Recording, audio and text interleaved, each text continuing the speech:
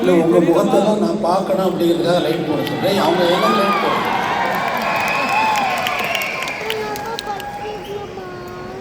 இந்த பாட்டு உருவாகும் பொழுது ஒரு சம்பவம் நடந்தது. அது உங்களுக்கு சொல்லலாம். டியூன் போட்டு கொடுத்தாச்சு.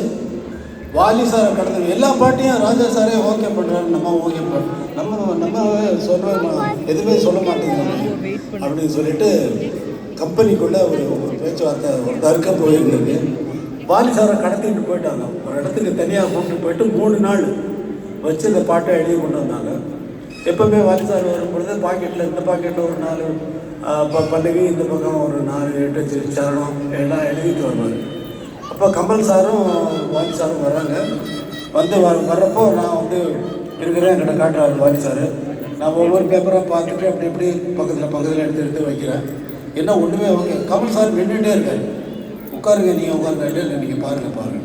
நான் வச்சுட்டே இருக்கேன். என்ன ஒன்றுமே சரியில்லையா பாட்டு? என்ன நீ வச்சுட்டே இருக்க பாட்டு ஏதாவது சொல்லியா?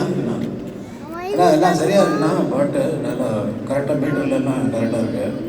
ஆனால் அந்த ஒரு கிக்கு வர்ற மாதிரி லைன்ஸ் வரல. நான் என்ன வரல? ஏன்னா பாடி பாடுறது இருக்குன்னா முதல்ல லைன் வந்து டியூன் வந்து அப்படின்னு வந்து ஓப்பனாக இருக்கு. ஆனால் வேட்டரோட பாடுறப்ப அப்படி நிற்குது. நான் கீழே இறங்குது அப்படின்னு. என்ன நீ என்ன சொல்கிற? நீ ஆமாண்ணா ஓப்பனா அப்படி பிச்சுக்கிட்டு வரணும். நீ இப்போ என்னன்ற? இப்போ கமல் சார் ரிக்வஸ்ட் பண்ண, நீ வந்து சார் கொஞ்சம் கீழே இருங்க, நீங்கள் கூப்பிட்றேன் அப்படின்னா அவர் ஒரு மாதிரி டென்ஷன் ஆகிட்டு போயிட்டார். ஆனால் 3 நாள் இவரை கூப்பிட்டு போய் எழுத வச்சு கொண்டு வந்திருக்கோம். அவர் சரியில்லைன்னு சொல்லிட்டாரு அப்படின்னு சொல்லிட்டு அவர் ஒரு மாதிரி இறுக்கமாக போகிறாரு. போயிட்டு கொஞ்ச நேரம் அண்ணா என்னதான் ஏன் நீ சொல்கிற நீ அப்படின்னு சொல்லிட்டு விதத்தில் பார்க்க போடுறாரு. போட்டான். இல்லைண்ணா அப்படி வரணுண்ணா. இப்போ என்ன சொல்கிற நீ?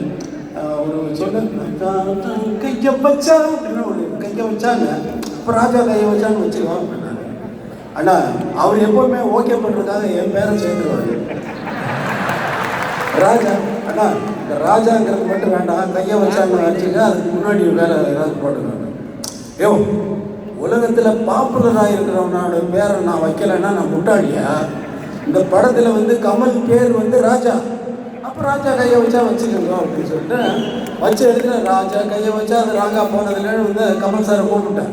பாட்டு எழுதி வச்ச உடனே இவர் எழுதி வச்சார்.